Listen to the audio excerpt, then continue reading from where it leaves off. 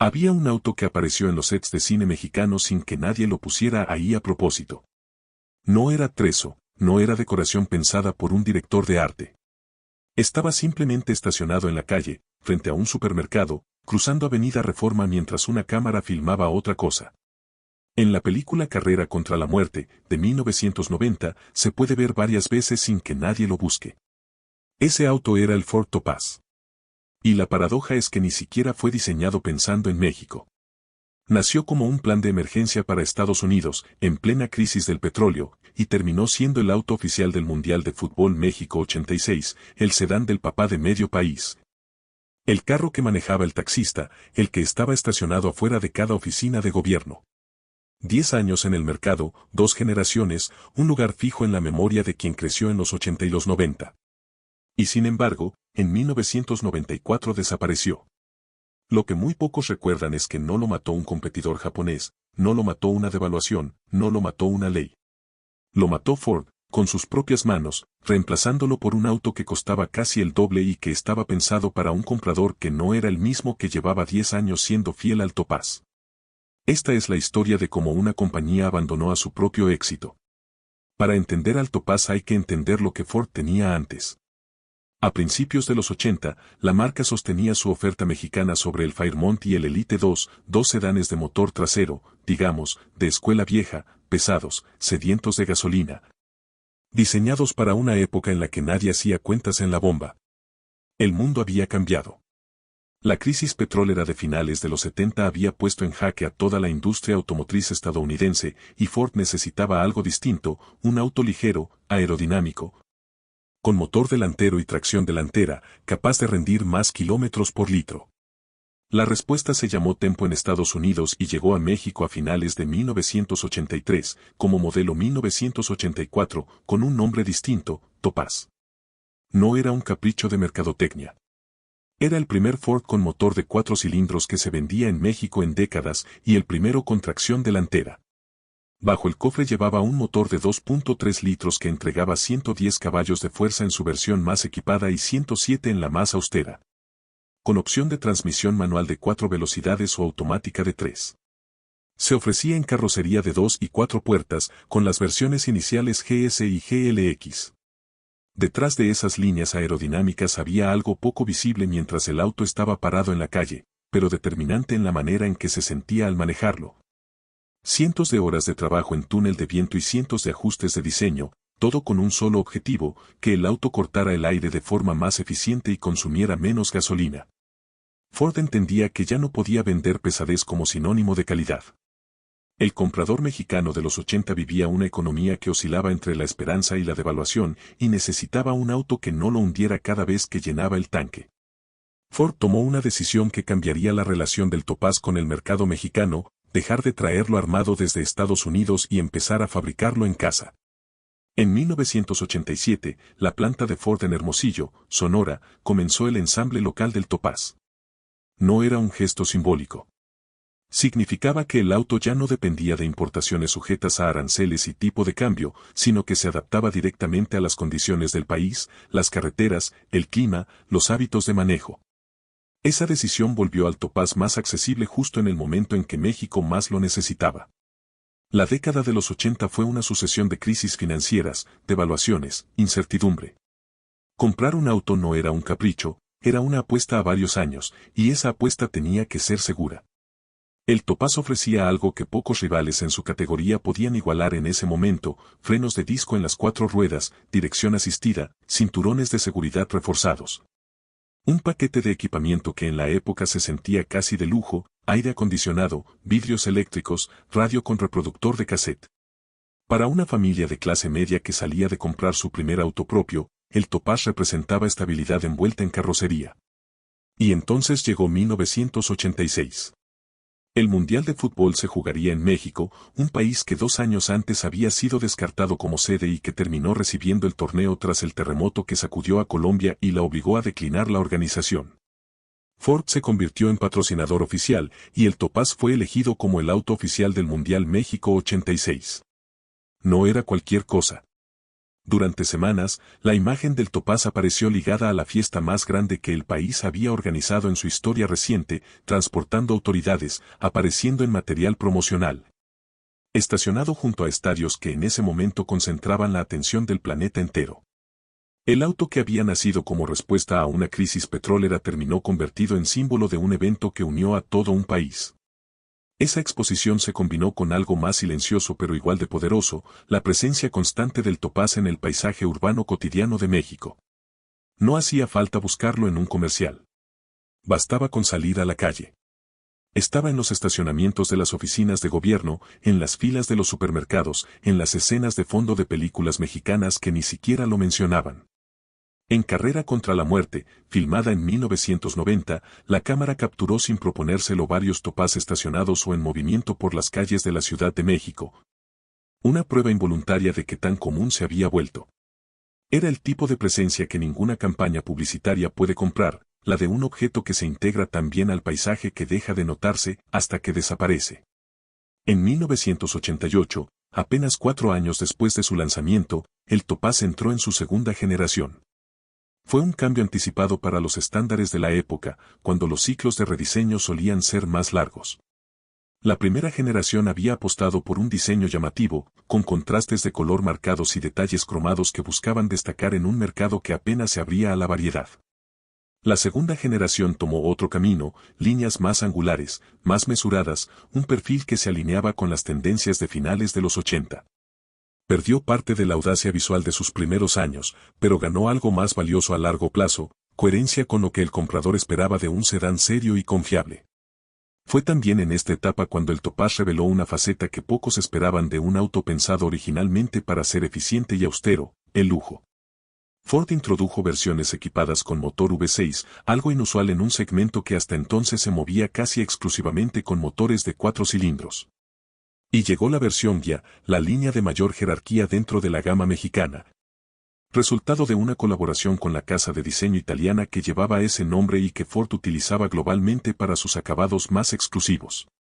En México, esta versión se vendía bajo la insignia Ford Ghia, mientras que en Estados Unidos la misma propuesta de lujo circulaba como Mercury Topaz, la hermana de mayor categoría del Tempo. Contaba con transmisión automática de 3 velocidades, equipamiento eléctrico completo y la carrocería de 4 puertas del Mercury Topaz estadounidense adaptada al mercado nacional. Esa dualidad, un auto que podía ser tanto el sedán austero del empleado de oficina como el vehículo con acabados de lujo de una familia que quería distinguirse, fue parte de lo que sostuvo al Topaz durante toda una década. No competía contra sí mismo, se estiraba para cubrir varios segmentos a la vez. Un comprador con presupuesto ajustado encontraba una versión accesible, confiable, barata de mantener. Un comprador con más recursos encontraba una versión con motor V6, interiores más cuidados, el sello Ghia que sonaba a exclusividad sin salirse del paraguas de una marca que ya conocía y en la que confiaba. Mientras tanto, la manufactura local seguía madurando. La planta de Hermosillo no solo ensamblaba, iba adquiriendo experiencia, refinando procesos, ajustando el producto a los reclamos reales de los talleres mexicanos. Cada año que pasaba, el Topaz se sentía menos como un auto importado con nombre cambiado y más como un producto genuinamente mexicano, fabricado por manos mexicanas, para las calles mexicanas. Para 1990, el auto llevaba ya 6 años en el mercado y mostraba algo que pocos modelos logran, ventas sostenidas sin necesidad de reinventarse cada temporada. Hacia el final de la década, las cifras hablaban por sí solas. A lo largo de su ciclo de vida completo, el Tempo y el Topaz combinados, la pareja de gemelos mecánicos que Ford vendía bajo 2 nombres distintos según la marca y el mercado, superaron los 2 millones de unidades comercializadas. Para un segmento de sedanes compactos de gama media, en un continente donde competían modelos japoneses cada vez más agresivos en precio y eficiencia, esa cifra representaba un dominio real, no un éxito de nicho.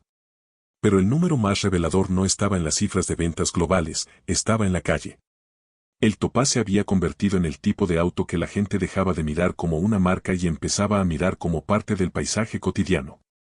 Era el auto en el que un papá llevaba a sus hijos a la escuela, el auto que un taxista mantenía funcionando durante años porque su mecánica no exigía piezas imposibles de conseguir.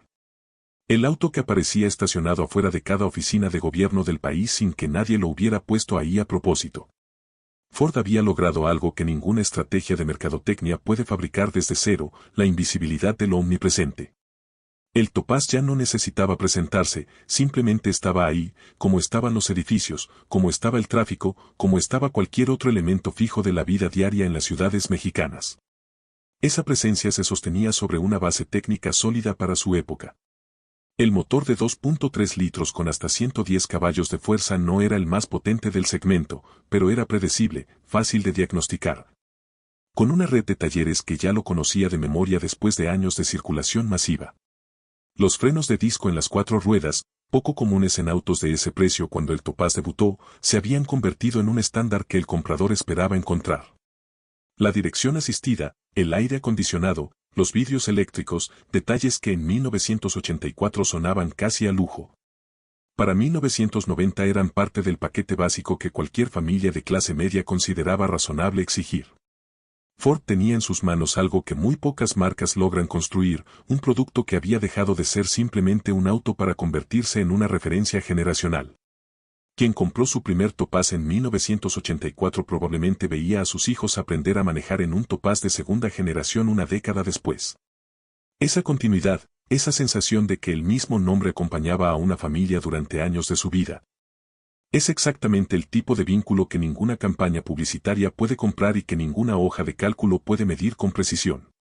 Y sin embargo, dentro de las oficinas centrales de Ford, muy lejos de las calles donde el Topaz cumplía su función, alguien ya estaba trabajando en la manera de reemplazarlo. A principios de los años 90, Ford estaba atravesando una transformación interna mucho más ambiciosa de lo que cualquier comprador de Topaz podía sospechar. La compañía había puesto en marcha un proyecto que buscaba resolver un problema estructural de la industria automotriz global, el costo de desarrollar y fabricar autos distintos para cada mercado regional. La respuesta se llamó Plataforma CDW27, un esqueleto mecánico único, diseñado para dar vida a un mismo auto vendido bajo distintos nombres en distintos continentes. En Europa se llamaría Ford Mondeo. En Norteamérica se llamaría Ford Contour y su versión de lujo, Mercury Mystic. La inversión detrás de este proyecto fue descomunal para la época, cerca de $6.000 millones destinados a desarrollar una arquitectura que pudiera fabricarse en plantas de Bélgica, Alemania, Taiwán, Estados Unidos y México, todas produciendo esencialmente el mismo auto con ajustes locales. Era la apuesta de Ford por convertirse en fabricante de autos globales, dejar atrás la lógica de construir modelos regionales pensados exclusivamente para las necesidades de un mercado específico como había sido el Topaz, y avanzar hacia una arquitectura compartida capaz de amortizar sus costos de desarrollo entre millones de unidades vendidas en todo el planeta. El plan interno era claro, aunque las declaraciones públicas de Ford intentaran suavizarlo. Oficialmente, la compañía insistía en que el Contour y el Mystic no eran reemplazos directos del Tempo y el Topaz, que se trataba de autos completamente distintos desde el diseño hasta el motor. Pero en la práctica, apuntaban exactamente al mismo espacio del mercado, el segmento de sedanes medios de tracción delantera que el Tempo y el Topaz habían dominado durante una década. La diferencia no estaba en el segmento, estaba en la ambición. El Contour no quería ser simplemente un buen auto accesible, quería ser una declaración de que Ford podía competir de tú a tú contra los sedanes japoneses más sofisticados del momento, con un diseño más deportivo. Una plataforma más moderna, una ingeniería desarrollada pensando en Europa desde el primer boceto. El problema, el que nadie dentro de las oficinas de planeación pareció anticipar con suficiente claridad, era que ese salto de ambición tenía un costo que el comprador tradicional del Topaz no estaba dispuesto ni preparado para pagar. Un auto diseñado para impresionar a la prensa especializada europea no necesariamente era el auto que quería el taxista mexicano que durante 10 años había mantenido su Topaz funcionando con piezas baratas y mecánicos de barrio. Ford estaba a punto de descubrir esa diferencia de la manera más costosa posible. En 1994, Ford presentó el Contour y el Mystic como los sucesores oficiales del Tempo y el Topaz, y en 1995 comenzaron a llegar a los mercados de Norteamérica, incluido México. Desde el primer momento, el auto recibió elogios de la crítica especializada. Ganó reconocimientos por su diseño y su manejo, algo que en el papel sonaba como el triunfo perfecto de la nueva estrategia global de Ford. Pero entre la crítica especializada y el comprador real había una distancia que empezó a notarse casi de inmediato. El problema apareció en el precio. Ford había promocionado el Contour y el Mystic con precios de entrada anunciados entre $14,000 y $15,000, una cifra pensada para sonar competitiva frente al Tempo y el Topaz que reemplazaban. Pero en la práctica, durante los primeros meses de producción, la fábrica solo estaba construyendo versiones completamente equipadas, modelos que se vendían por $20,000 o más. El comprador que llegaba al concesionario esperando encontrar un Contour a precio de entrada se topaba con una realidad distinta y salía decepcionado. Esa brecha entre lo prometido y lo disponible en el piso de venta empujaba a muchos compradores potenciales hacia otras opciones dentro de la propia Ford, como el Taurus o el Sable. Autos más grandes que terminaban costando lo mismo o incluso menos en algunas configuraciones. Para el comprador tradicional del Topaz, esa ecuación no tenía sentido. Durante una década había comprado un auto pensado exactamente para su presupuesto, un sedán confiable, fácil de mantener, con una mecánica que cualquier taller de barrio conocía de memoria. El Contour le ofrecía una plataforma europea sofisticada, un diseño premiado por la prensa especializada, y un precio que lo empujaba fuera del segmento en el que siempre había comprado. No era que el Contour fuera un mal auto. Era que Ford había diseñado un reemplazo para un cliente distinto al que realmente sostenía las ventas del Topaz. En México, la situación se replicó con matices propios. El Contour y el Mystic llegaron como parte de esa misma estrategia global, fabricados con variantes locales de la plataforma europea, pero enfrentando el mismo desajuste entre expectativa de precio y realidad de piso de venta.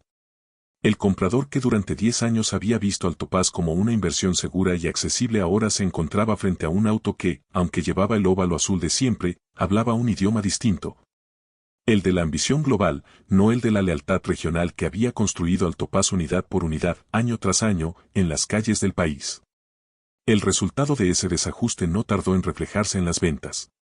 El Contour, a pesar de sus premios de diseño y manejo, nunca logró replicar el dominio comercial que el Tempo y el Topaz habían tenido en su segmento.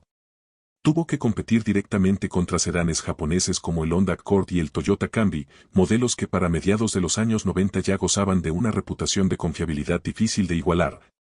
Y el Contour simplemente no logró arrebatarles terreno de manera sostenida. Ford intentó reforzar el atractivo del modelo introduciendo en 1998 una versión deportiva, el SVT Contour, con motor más potente, suspensión mejorada y frenos reforzados. Un intento por capturar al comprador que buscaba emoción al volante más que economía familiar. Pero ese comprador nunca fue el que había sostenido al Topaz durante una década, y el segmento que realmente extrañaba un sedán accesible y confiable seguía sin encontrar un reemplazo real dentro del catálogo de Ford. Mientras tanto, la producción del Topaz se había detenido definitivamente en 1994, cerrando 10 años de historia, 2 generaciones completas. Y una presencia acumulada de más de 2 millones de unidades entre el Tempo y el Topaz combinados en toda Norteamérica.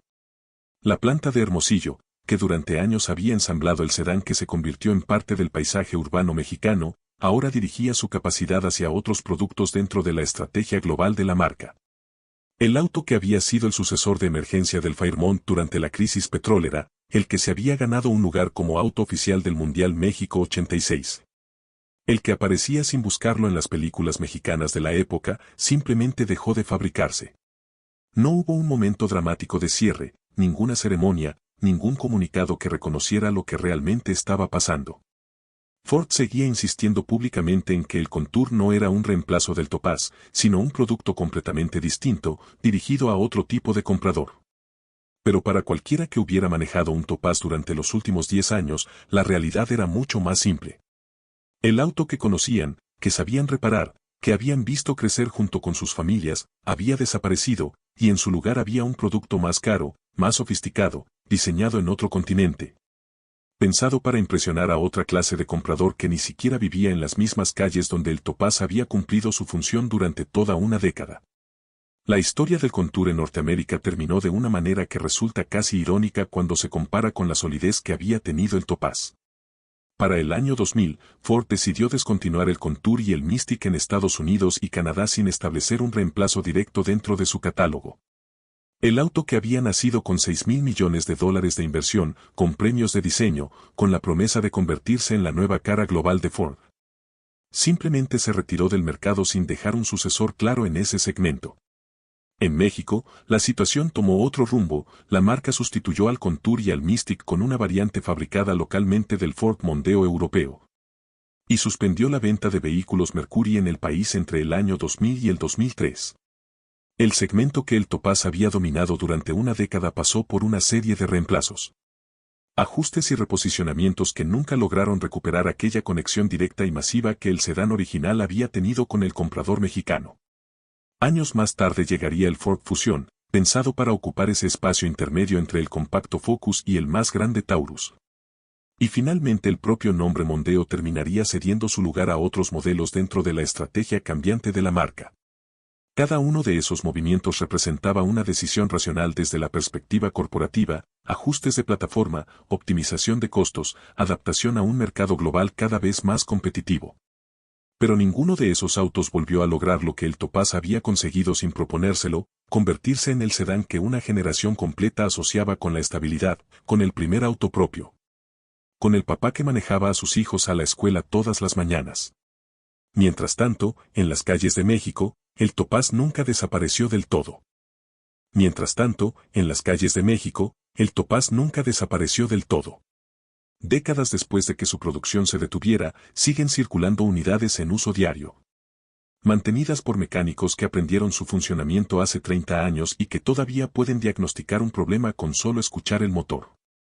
Aparecen constantemente en los mercados de autos usados, ofrecidos por dueños que insisten en el mismo argumento una y otra vez, que el motor jala al 100, que es un auto que nunca falla, que tiene factura original, que ha tenido un solo dueño durante más de 30 años.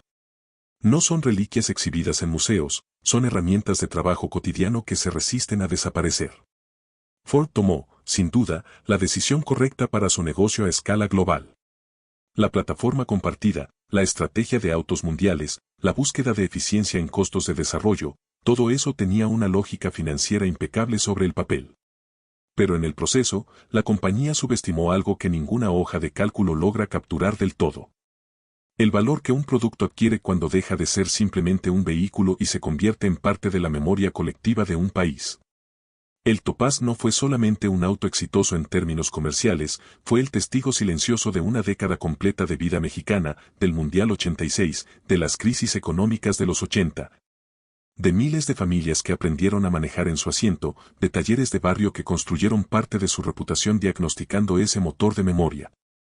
El Contour, con todo su diseño premiado y su plataforma europea de vanguardia, nunca logró generar ese mismo tipo de vínculo. Llegó con la ambición de ser un auto global y terminó siendo, para muchos de los antiguos compradores del Topaz, un producto ajeno, caro, pensado para otro cliente que vivía en otra realidad económica.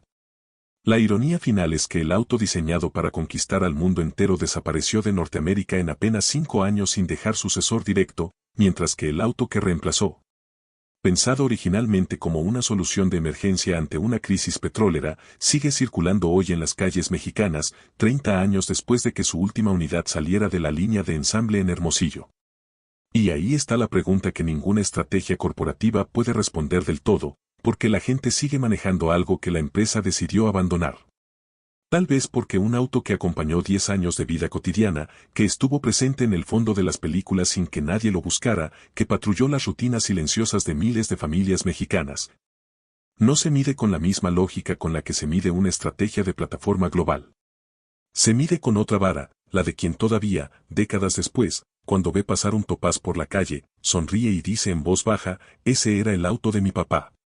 No hay hoja de cálculo que mida eso.